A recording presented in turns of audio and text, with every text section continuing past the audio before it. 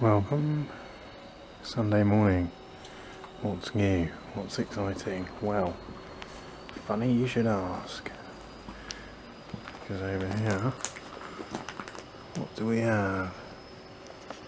But finally a flower on my rose campion. Or at least the start of the flower. It's maybe not fully out yet, but we're in business. So that's cool. In similar news, over here,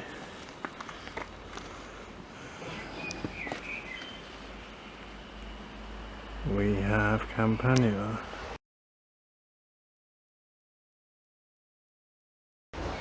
Some there. There's a couple there. Not many yet. Some more down here in the dark. You can just see. So yeah, the full flush is not here yet. But pretty good start. Over here, St John's wort. Never really highlighted this before, but you can see it's got these red and yellow tones to it as well as green, which is one of the main reasons that I wanted that in here, with this kind of very orangey yellowy vibe that's going on with that bed generally.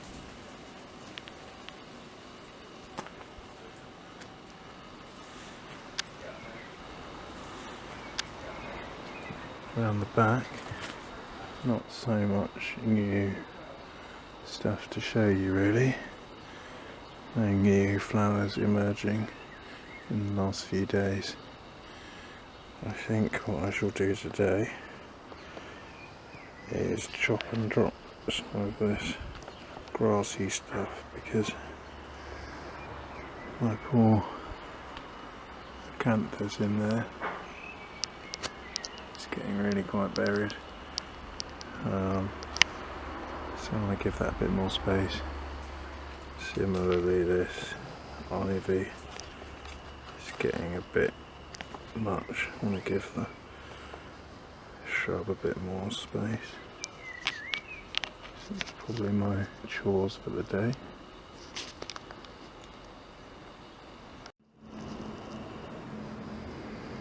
So now you can actually see the acanthus.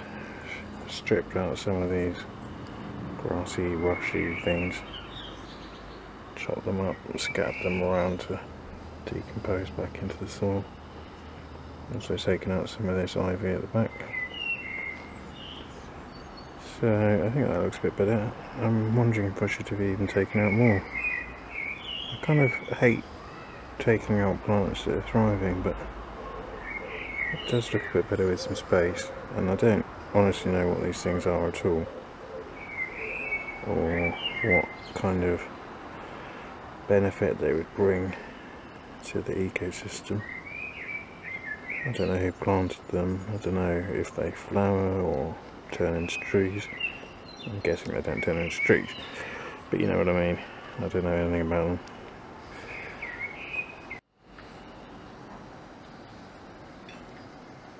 So Thursday morning, bit of a better mood today, thankfully. Here we can see a product of my bad tempered activities yesterday. Immediate observation being that probably planted them too closely and too bunched up. I could have spread them throughout the bed a little bit better, but never mind.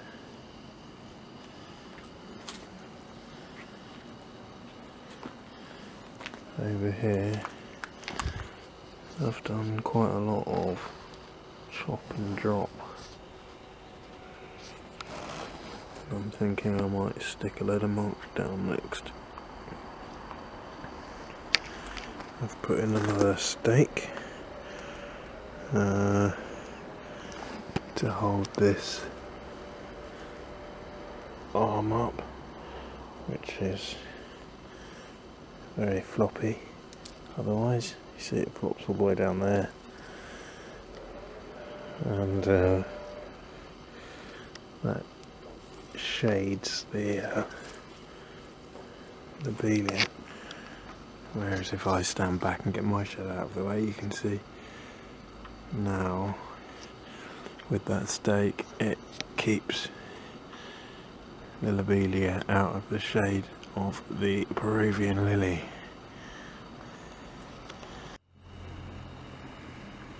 And here we can see the wood sage, what's it called? Schneeugel. It is coming along nicely. And here we can see the gentian sage is just dead as you like. So, being a bit of a computer geek, I made myself a spreadsheet of everything that I planted, and when I planted it and where I planted it, and including the hardiness ratings. I tried mostly to stick to things that were hardy enough that they should survive any winter that they're likely to face here. And this one is a 3, I think, if memory serves correctly, which basically means that it probably wouldn't survive a winter if it gets at all below freezing, which it almost certainly will. So the internet said if you really insist on having it survive, you need to lift it up and put it in a greenhouse over the winter. Don't have a greenhouse. The internet also said if you mulch it quite a lot and you only get a couple of nights where it's just slightly below freezing, it might survive. And I thought that was a gamble worth taking because it doesn't get that much below freezing here, and it certainly didn't last winter. And I did give it a mulching, but it still just seems to be completely dead, which is a real shame because it is a perfect colour. The bees liked it.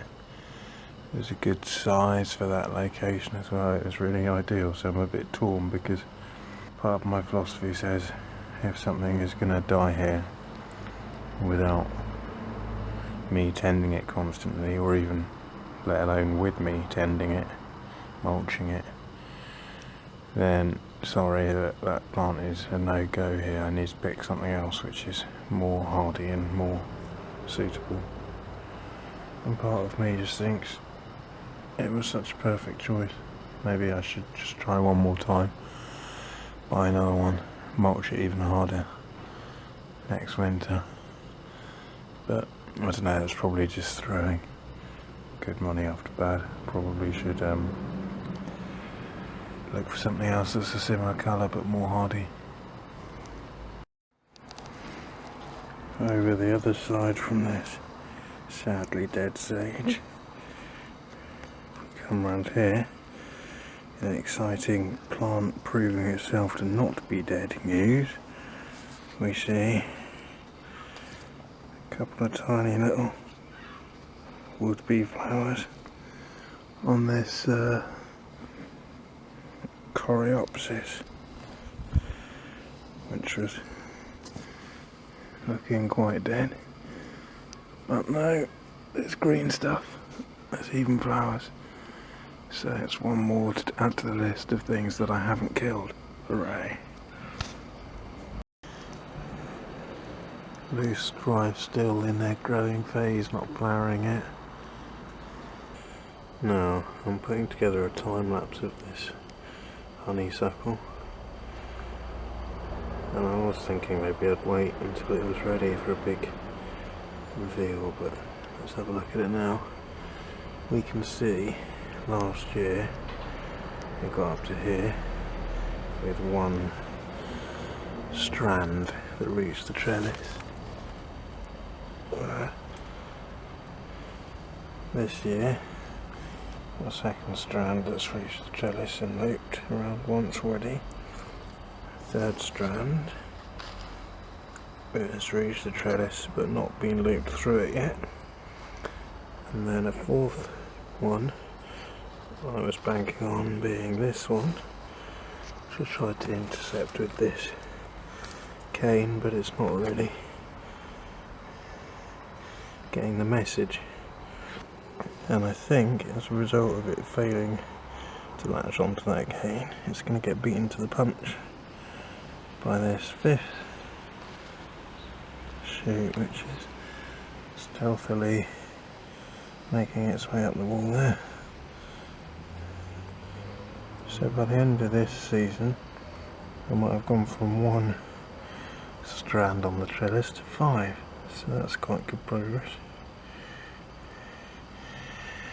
Also got some of the campanula growing up the wall here, which I do actually take a bit of credit for because I yanked a piece out of the other wall and just kind of dropped it there basically, because it's rhizomatic, like it grows horizontally rather than really rooting in the normal sense. So yeah, just ripped a piece out of that wall, dropped over here, and it's eventually managed to establish itself and start growing up here, so that's cool.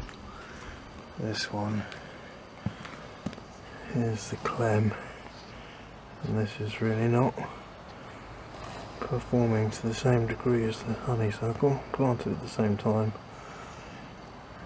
Hasn't reached the trellis yet, not even getting close to reaching the trellis. So this bit just seems to be growing more sideways than upwards, so maybe it needs more aggressive training and tying. Honeysuckle barely seems to need tying, it just found the wall and scaled it, but this thing I'm ashamed to admit, I hadn't even realised it was growing out in this right angle. I thought it was just that was the clem and this was just part of this weed. But no, this is part of the clem, so that needs to be tied up there, doesn't it? Happy days. So here we go, I've rigged up a cane and some string and made this growth of clem try and go vertical instead of horizontal. See if I can persuade it to latch onto the trellis.